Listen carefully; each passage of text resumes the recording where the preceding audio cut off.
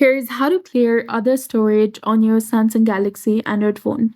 So, if your phone storage is consistently full and you're unsure why the other category is often the culprit, this category typically contains cached files, leftover app data, temporary files, system files that accumulate over time. So, go ahead and access your device care, open your settings on your phone, then scroll down and find the device care option which you will find usually between digital well-being and apps. Selected.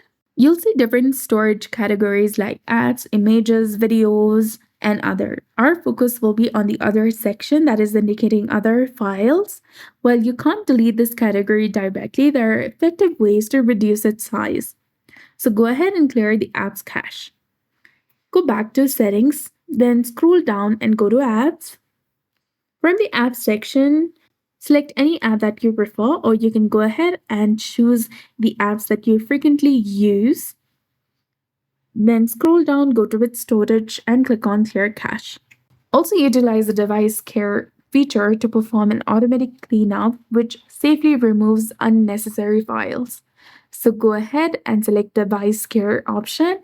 And here, go ahead and visit the sections, review them, and delete unnecessary files.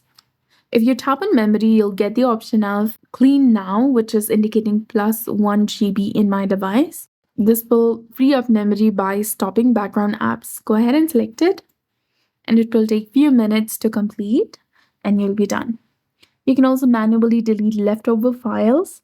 You can open your My Files application on your device. Remove any files or folders you no longer need. You can also delete old WhatsApp backups or updated files if they are consuming a lot of space.